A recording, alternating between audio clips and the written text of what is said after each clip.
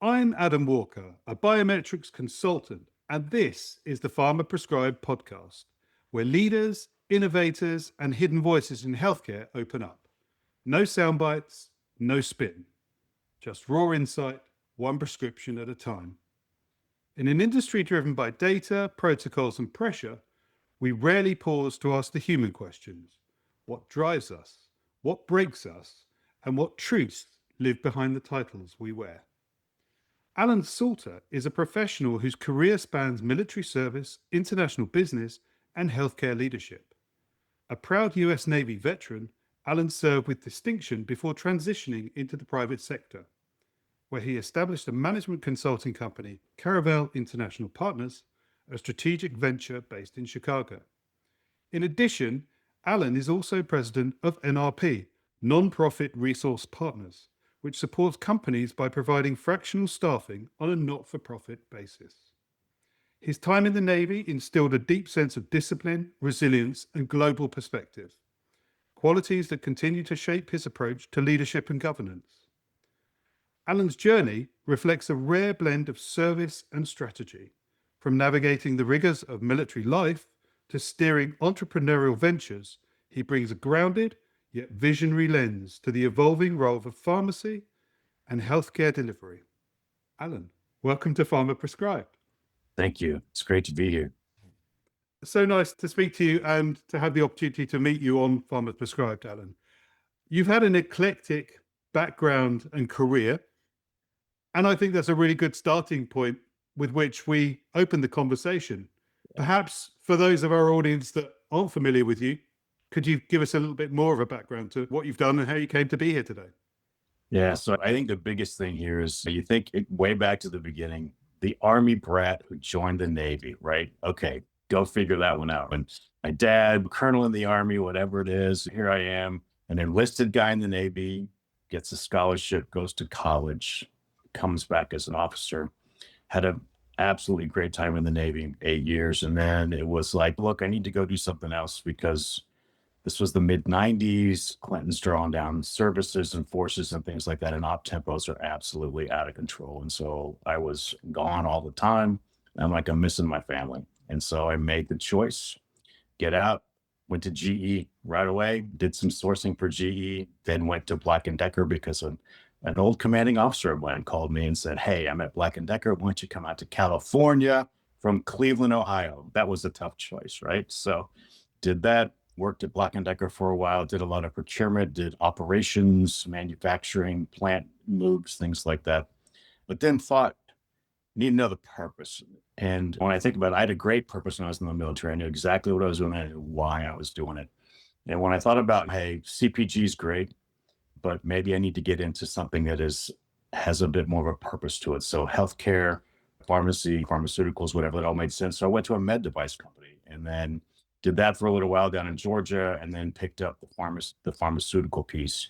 Went to Wisconsin, came back to Chicago. We've been here like 15 years. That's my path, but it's a path of manufacturing, operations, sourcing, project management, supply chain. I've done a lot of different things. It gives me a really good perspective when I'm in whatever role I'm in, right? Because I can do any of those. But because I've been in all of those roles, when I sit in those roles, I have a better perspective than a lot of people do because I've lived in the other ones and lived through bad decisions of my own, through bad decisions of other people. And so that's where I am and why I am here today. That's a lovely potted history, and I appreciate you sharing that. Clearly, your background in the military has defined and shaped everything you've done thereafter. I know when we spoke recently, you talked with such warmth and inspiration around those particular experiences. Is there one particular thing that defined you from that time that then you thought, I can definitely take this forward into another profession? Yeah, so it's interesting, right? I'm a third generation military guy. So my grandfather fought in World War II. My dad was a colonel in the Army. I ended up being a very senior lieutenant in the Navy. But I think the thing I am proudest of and the one that kind of really formed what I did with my confidence and everything else was the last job I did in the Navy, which was I actually built a ship for the Navy. So I commissioned what they called an LHD, which is, I don't even remember what the letters stand for, but basically it was a big ship that looked like a World War II class aircraft carrier. And we had 2,000 Marines and all their toys. And our job was to get them close enough to the beach that they could take that beach and get ready for the Army to come in. We built that ship, put it in the water. When I got there, it had been in the water for 3 months. And then we spent the next 17 months putting it together, taking it through all of its qualifications, and then taking it from where it was built in Mississippi to its home port in San Diego. In the end, there was a lot that went on, a lot of little fingers and things like that, and a lot of different things that we did. But that really built my confidence and just got me to where I could step out from a more structured environment, because the military is fairly structured, into an environment that is less structured, but I've got that drive. I've got that, let's get the next step done. Let's do the things that we need to do. So for me, that was my absolute crowning, I don't say crowning glory in the military. I loved it. I had a great time. That's fabulous. Thank you for sharing. So do you think it's fair to say there are plenty of transferable skills, and maybe you could elaborate on what you think some of those might be in transitioning from forces into pharma and healthcare? Yeah, it makes perfect sense, right? And like I said, my first job out of the military, I actually worked at General Electric. I worked at GE Lighting in Cleveland, Ohio. They actually had a junior officer hiring program. So GE went after military guys that were 4 to 8 years, just coming off their first couple of tours in the military, to folks that were about to be more middle management and senior management in the military, and bring them in. And the thing they really wanted was the discipline and the structure and the drive. And so for me, that I brought all that with me. And that's how I got into the real world from the military. And that is what has driven me the rest of my time as well, because you take all those things, the structure, the organizational skills, the leadership. I'll give you an example. So I walked onto my first ship, aircraft carrier, 5,000 guys out there in the middle of the ocean doing their thing. But I'm 23 years old. I have just gotten finished with supply corps school, 6 months of going through all the books and teaching how to be a supply corps officer. And then they dropped me onto an aircraft carrier, give me 50 people, $150 million in inventory spread out all over the aircraft carrier. And they said, you need to find it every time, no matter what, don't make any mistakes. Like I said, I'm 23. There aren't many 23-year-olds outside of the military that get responsibility and expectations placed on them from the day they start. And that's what the military does. They're just like, here you go, do your job. We've trained you, now go do your job. And I think that kind of mentality just drops me into anything else that I do. I'm not necessarily fearless, but I sure do not have a lot of hesitation when I walk into a new situation. I think it's made me a really good project manager along the way, because when you're a project manager, they just hand you something. I go, here, just go make this work. Or in many cases, I was the fixer. I've been a fixer a lot, where people come in and say, hey, this project is off track. Can you get it back on track and get it done? Yes, I can do that. And I do that quite a bit. It's much more fun when I start them and finish them, as opposed to having to take them over and finish them. But I think all that structure and all that expectation really made a difference and has led me through everything that I do today and how I do it today. Yeah, I think there are lots of overlaps myself when I'm thinking about not just some of the companies that cross the military to healthcare barriers, GE being one of them. I did do quite Exactly. a lot Yeah. with GE healthcare earlier on in my Yeah. career around machinery. I seem to remember HPLC and UV and IR machinery was all GE Yeah. healthcare. So they do a huge amount of, and have always done a huge amount in healthcare, but clearly in the military as well. Yep. The people that you came across, have you brought them with you?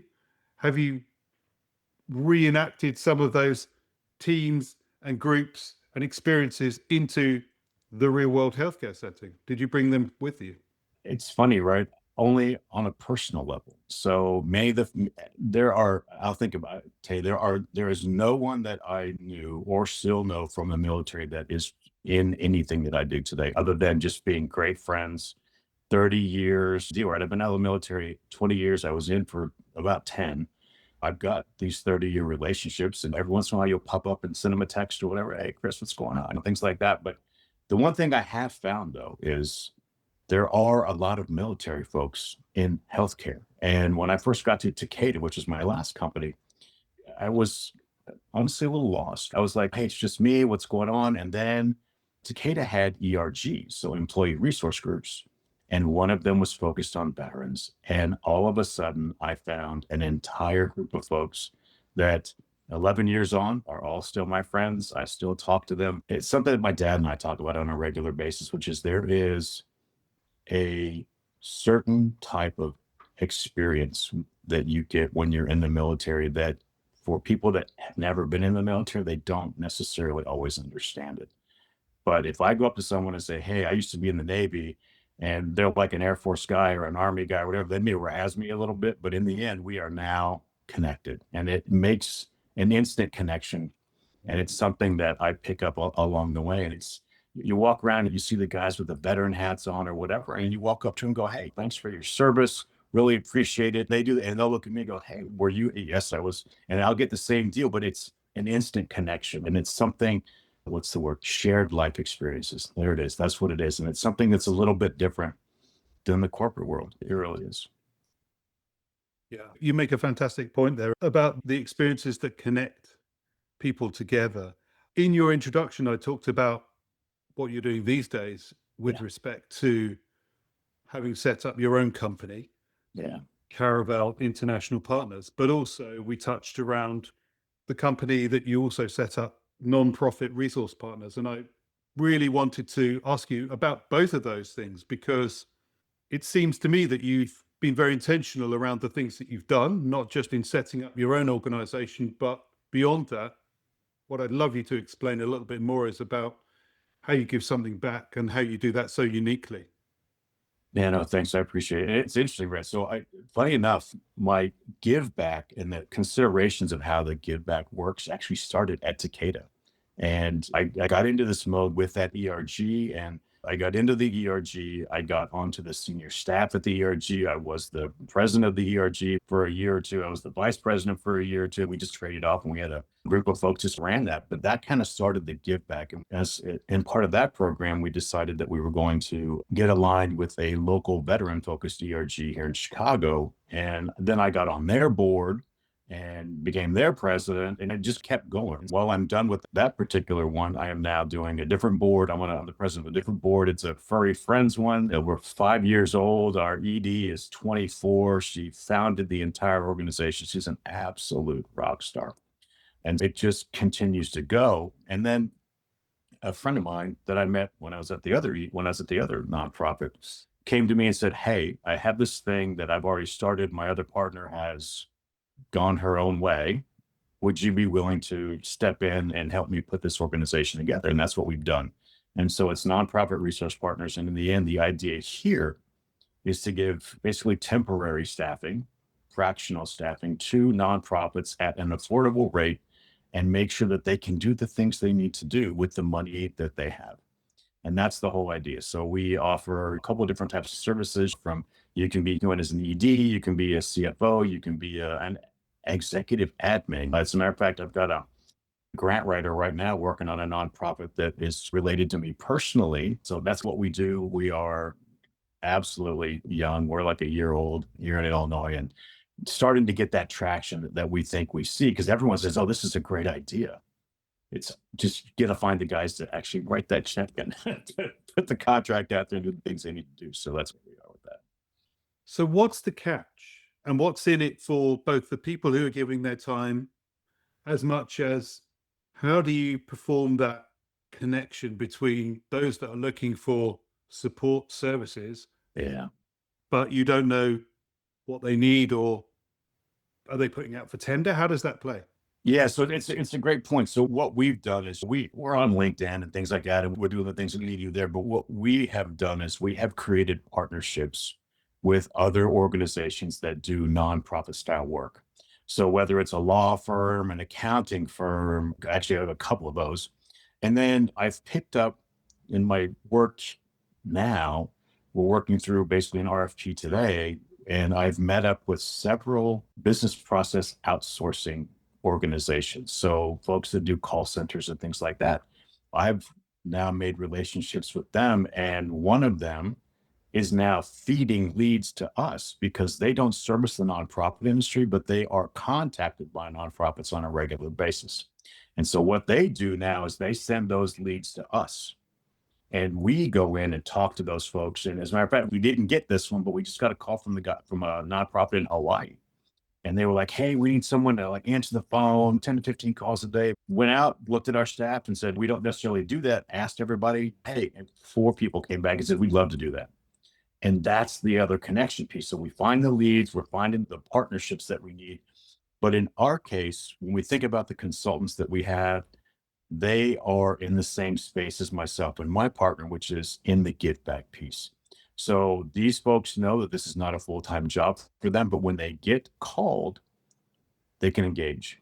And we've been very transparent about that. And that's how we make that connection, right? So we find like-minded folks that are like, hey, we want to give to nonprofits on a part-time basis and do the things that we need to do. As a matter of fact, my partner is actually doing an interim executive director job in an absolute fire pit. This poor nonprofit is having a really hard time. He'll come back and be once a week going, oh my God, I made it through another week. He's doing a good job. He's getting it squared away, but it's just very difficult. But that's what all of us are here for. Jump in, do the things that we need to do. And if we need to stay for a while, we will. But if we at least need to stay for a month, then so be it. We stay for a month, and everybody understands that. I've got a couple of questions around that, Alan, Sure. and they come around the definition of what you call is a not-for-profit. So in my mind, I'm thinking charities, NGOs, non-government organizations. Are there others that come under that?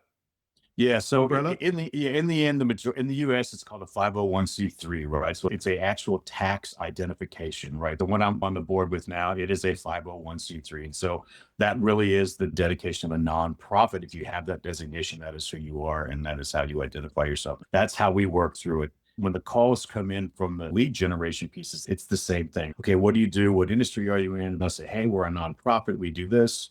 And as soon as the nonprofit thing comes up, it's okay. Here you go. You're going to need to go talk to NRP and they can help you. And that's how that works. So that's the definition of what these organizations are. Right. My second part of that question is, I'm sensing that there's something that's driving you to give that back. Give back that time and give back your energy to these not-for-profits. What's driving you?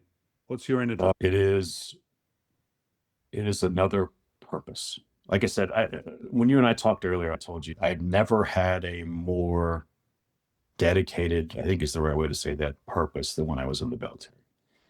I get out of the military, I go into CPG, not a lot of purpose there, making good money, that's great.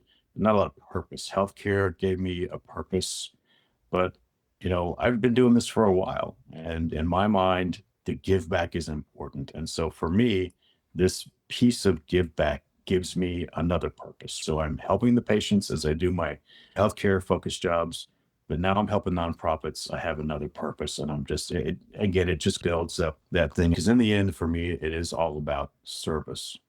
And even when in my corporate focused jobs, it is about service. I'm a consultant, right? So that's what I do. I serve at the pleasure of whoever I'm working for. And in the end, my job is to get that company or that entity or whatever it is through the things they need to get through and get them to a point where they are better than when I got there. And so I apply that across everything that I do, whether I'm an employee, a consultant in the nonprofit world. It's the things we do when we get done make the place better than we've actually done the right thing. So that's where that purpose comes from. What does service mean to you? Because clearly it's been very deeply ingrained in your Yes. education, in your upbringing, in your family background. What does it really mean to you? So it's funny. I actually put this on my LinkedIn. My description of myself is I'm a servant leader, and that is absolutely who I am. I will sit down and I will help you. I've done this before, sometimes to my own detriment, where I will do things for you before I finish things for myself. And it's just who I am. Exactly what you said. I grew up in a military family. That was what we did. That's how we did it. I joined the military and I brought all that with me along the way. And so for me, service is it's just the way you live. Yeah. You asked me what it is. It's how I live. How's that? Probably the right way to say it. Yeah, I think that's perfect.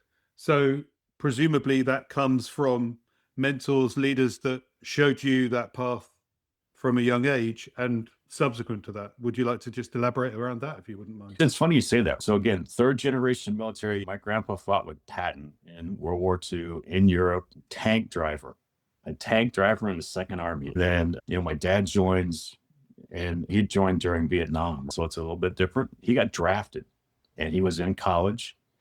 And so he went to the recruiter and said, "Hey, I've got a college degree. I can go do something else." And they said, "Yeah, here you go. You're an officer now. You're a captain." Because my dad was a pharmacist. I don't think you and I talked about that yet. My dad's a pharmacist. He's got that healthcare piece to him too. That's ingrained in what I do and how I do it. And when I think about my grandpa and I think about my dad and I think about what they did and how they did it, I look at my role models, those two set. When you think about the Disney movie where they talk about core memories, the animated movie, those are core memories for me. Because you think about that. As a matter of fact, I've got all my grandfather's World War II paraphernalia. I've got his tanker jacket, all his ribbons and his awards. I've got all his orders, pictures, everything. Because that's important to me. It's history. But those two things really drove me. And I just found a way to take what I had learned and who I am and apply it to the corporate world. Now I'm able to take all that and take that service piece and move it into the things that I find important as well, where I think I can make a big difference, which is in the nonprofit world. That's wonderful to hear, and thank you for explaining that. It's interesting how we were first introduced actually through a mutual colleague and friend who spoke so highly of you in the manner in which he both addressed you, but I think clearly the influence you've had on him as well. We don't need to necessarily mention who that person is, but when they're listening, they'll know who they are. They will. So you are taking that baton forward and you are leading and mentoring others and showing people in this industry how to do things the right way. Exactly. In the end, one of the things I've picked up, and I do this all the time, is, if you want to be really good at what you do, you need to really be brilliant at the basics. And a lot of people forget that. They're like, "Oh my God, look at all this great shiny stuff that's all over the place." And then they forget that you need to be brilliant at the basics all the time. Because if you're not brilliant at the basics, it doesn't matter how much shiny stuff you have, because it's all going to break down, because that's all rooted in the brilliance and the brilliance of the basics. And so I tend to do that a lot with people. I remind them on a regular basis, hey, don't forget the box you have to be standing on to make all these other things work. Because if you forget that, you are going to lose your way and you are going to make mistakes, and things are going to happen, because everything you do from an advanced perspective. Think about when you open up a program, you've got your settings thing, and it's all the basic settings, but then there's that button on the bottom that says advanced settings. But if you don't get all the basic ones, it doesn't matter what it's in the advanced settings button. And that's the reason it's its own button. And so it's something I always remind people of. You got to be brilliant at the basics, and don't forget to add 1 + 1, and don't forget to do all those things like that, because they're like, "I don't want to do that." You have to do that. Absolutely have to do that. There is a podcast I listen to where they talk about world-class basics. And I think that's exactly what you're talking about. It's effectively, as you mentioned earlier, leaving things in a better place, improving upon them, but doing the basics to the very best of your abilities, your physical, emotional, and mental ability, and not leaving anything at the door. Yep. Ticking every box on every checklist, Exactly. turning every page, initialing and dating every single thing, old school, no matter what you do. I'm curious, because technology these days doesn't really focus too much on world-class basics anymore. It tends to focus on, like you said, clicking the advanced button and just going straight to the end game. Are we leaving something behind in that approach? So I think we can. And that's always the trip. You have to be really careful of that, which is why I always say be brilliant at the basics. I'll give you an example. I'm a one-man show, and I don't have anyone working for me in my company. It's just me. And I use AI tools today to make my job easier, but more effective, I think is probably the right way to say that. And the interesting thing about that is I am more effective, but I still have to check the boxes. So I'll give you an example. So today I use an AI note taker, and it's not Copilot, it's not Gemini, it's none of that stuff. It's a different one. They're absolutely great. They're based in the UK, by the way. And I really like them a lot, but I have to go check the summaries every time before I send them out. I don't just send them out. And every time there's something that has to be fixed. And that's the brilliant at the basics piece. If I was just taking on technology, I'd be like, "Yep, here you go. Send it out. Thanks. I appreciate it." But being brilliant at the basics is going in and making sure that the note taker actually picked up what you said. And what I would tell you is the one I use is actually really good, but every once in a while, you're like, oh, okay. So then I have to go in and I'll read every summary, top to bottom, and I'll go in and I'll fix the things that I need to be fixed.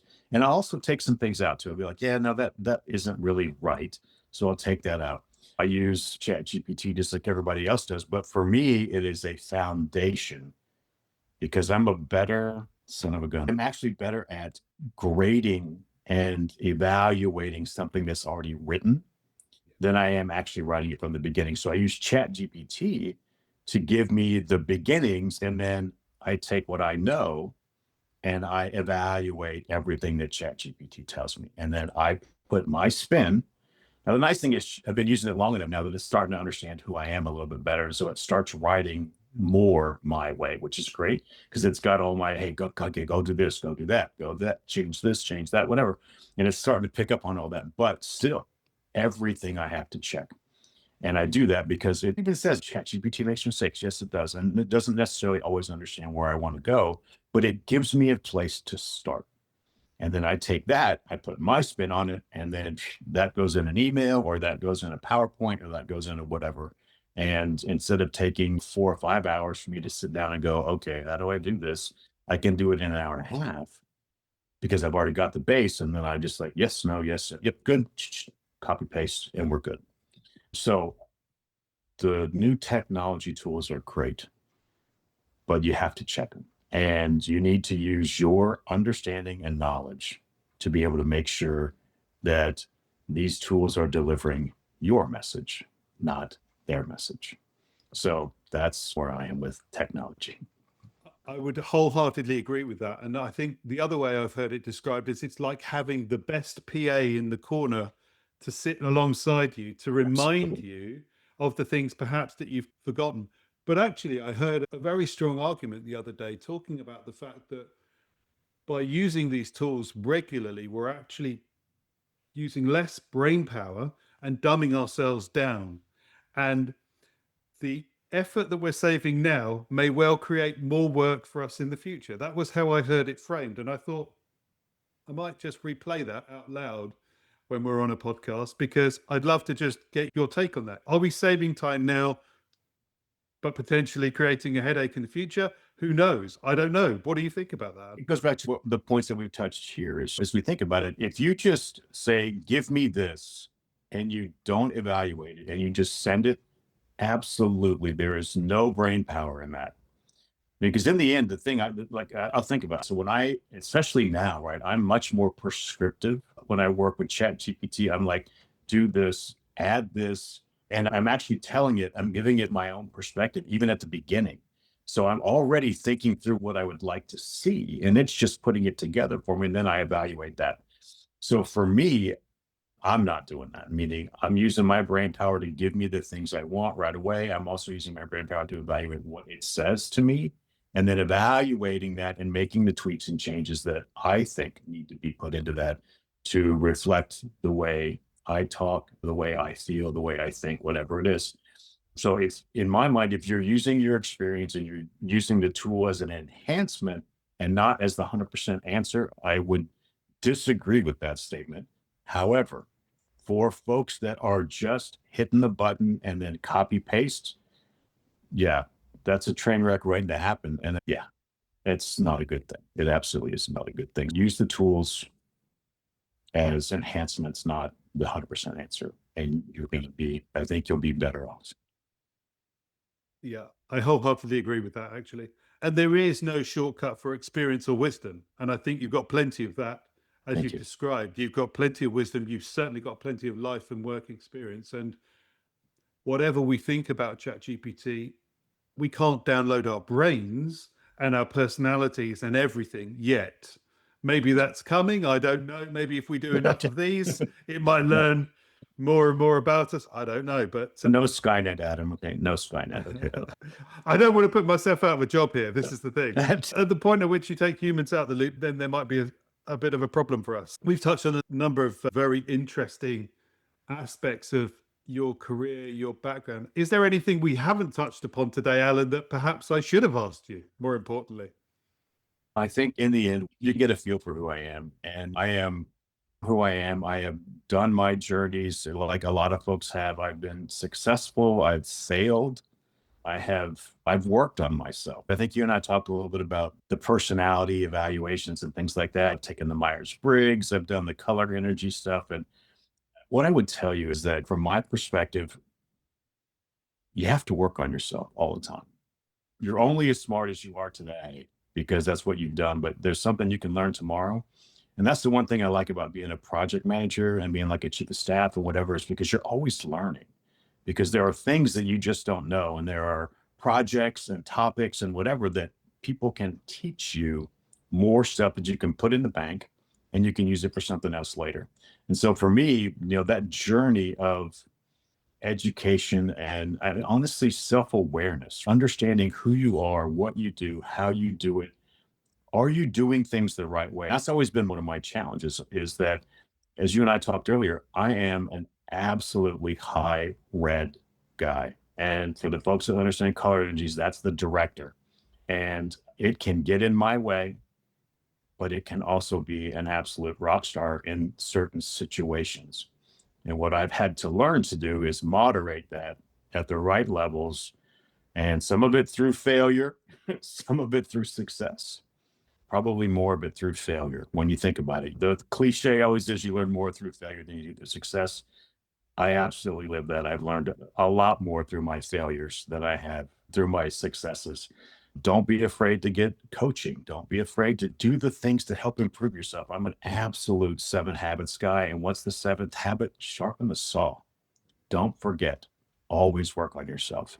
So I think that's the one thing you and I really haven't talked about here, is that I have spent a lot of time working on myself to get me where I am today. And I'm still not perfect. I still have my moments, just like everybody else. And it's something you always have to work on. Thank you for that, Alan. And perhaps if I can just elaborate further on that, when you Yeah. say work on yourself, I might understand that as meaning one thing. What do you mean when you say work on yourself? What does that play out like for you? What does that So, actually mean? yeah, no, it can play out a couple of different ways. If that means going to school and getting an education or getting more education, you can do things like that. For me, working on myself is really making myself better at the things that I like to do. I love being a PM. I love being a program manager. I love being a chief of staff, but that takes a lot of skill, because you got to be able to read the folks that are in the room with you. You got to be able to understand how to leverage their abilities and understand what makes them tick, which is a lot of the color energy too, right now. Not just understanding who you are, but looking at someone, listening to what they have to say and how they say it, and understanding, are they a red, yellow, blue, or green? And then using that to help leverage how you get them to do the things you need them to do as the PM or as the program manager or as the chief of staff or whatever it is. And that takes a lot of work. And I'm still not the best at it. I'm pretty good. When I say things like that's what I'm looking at. I have a bachelor's degree. I don't have an MBA. I don't have any of that, but I have spent a long time working on myself to make sure I can do the things that I like to do, which is program management, project management. I don't mind doing procurement. There's a lot of program and project management and procurement. And I loved being a chief of staff, but you got to be able to read folks and you got to be able to understand how they're going to react. And you got to be able to get that out of them. And in many cases, in those jobs, you are leveraging their skills, and you got to be able to put their skills to work without them getting mad at you. I appreciate that, Alan. Thank you for providing such a rich insight and understanding around that particular point. At this point in the conversation, I always like to move on to a quick fire round Yeah, sure. and ask our guests, firstly, the one piece of advice you would give to your younger self. I would say, and I've listened to pretty much every one of your podcasts now. I think they're absolutely awesome. I had to say that to give you a little plug. But I've heard this more than once, and I absolutely agree with it. I would have told myself to be more bold. And I think I heard it in another one where one of them said, don't be afraid of senior leaders. They are people too. You are the expert. You tell them what you want. If I'd been a bit more bold, I think I would have been in a little bit different place than I am today. And I think hopefully I've made up some ground there. But in the end, that's what I would have told myself, to be a bit more bold.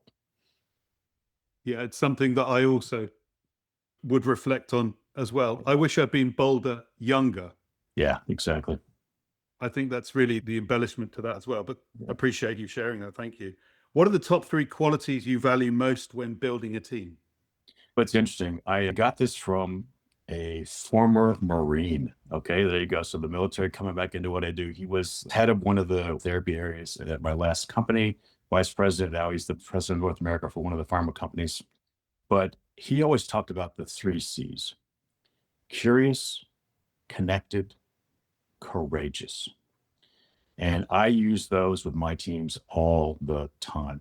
Always ask questions, always know your stakeholders, and don't be afraid to tell people anything. And there have been a couple of situations where I've had to tell people, folks, and it's not what they wanted to hear. That's the courage piece that really plays out, especially in some of the roles that I've been in, where they are support roles and they're not necessarily operational roles. And so your job is to support, but at the same time, you are absolutely having to tell them you shouldn't do that, or don't do it that way, or whatever. And just be courageous and say those things and don't be afraid to do that. So yeah, those are the three things that I always look for. Thank you. I love alliterations and I love rules of three, as my wife will tell you. So curious, connected, courageous, not to be forgotten. What is your favorite thing outside of work, Alan? So interestingly enough, my wife and I have gotten into camping, and like real camping, not trailer, whatever. We have a tent and we hook it up to the back of the car. We throw the pets in and we just take off. And so we've gone twice this year. We were going to go one more time, but I think we're not going to do that. And then we're already planning for next year. We've got a basement full of stuff. And so that's kind of what we do. We are absolute foodies in my house. We love to eat out, and we have our favorite haunts and restaurants and things like that. And before the pandemic, we were also movie guys too. We love to go into the movies. A lot less now, only because you can find it all on the internet somewhere. I also love films, and I found the same around the pandemic. But actually, my wife and I have started going to the cinema again, and Yeah, so we've got a lovely local cinema that we went to only the other night. And there is nothing quite like being in a space where there is an enormously big screen and you are totally immersed and you are not distracted by your phones or anything else going on. No one's talking over it. It's just total immersion, isn't it? There's nothing like it. And actually, it's harder and harder today to find yourself in a space for 2 hours where there is no distraction. no, There are no sometimes you get external distracted by the guy's phone next to you because he's an idiot, but no, that's all right. or crunching popcorn too loudly. That's I'm the guy doing that. I'm the popcorn cruncher at the movie. And finally, your number one golden rule for life and business. My number one golden rule for life and business actually has two pieces to it. One of them is absolutely be ethical. There's no other way to do business but to be ethical. And the other one kind of plays into this theme, but it's total transparency. You have to be transparent all the time. Good, bad, or indifferent, especially with the bad news. You have to be transparent. And that's where the courage plays into all this too, is when you think about that, you have to be able to deliver the bad news. You have to be able to say, hey, look, we're going to need to take a beat, whatever it is. But those two things are absolutely top of my list when it comes to how are you successful in business. Thank you for sharing that, Alan. I've heard that called ruthless honesty. I don't know whether that's what you were talking about, but ruthless honesty means just exactly what you said, giving it back, but as advisedly as you possibly can. Yeah, exactly. This has been a wonderful conversation, Alan. I fully am delighted by not just the nature of the conversation, but actually we've covered so many different aspects today, from your naval background through to your experiences in pharma, and in fact, finishing and bringing around your values around the not-for-profit work that you do. It's quite clear that you've led an extraordinary life and an extraordinary career. And it's been an absolute pleasure to welcome you on Pharma Prescribed today. And thank you for taking the time to be with us. Thanks for letting me come on. I had a great time, man. Thank you so much.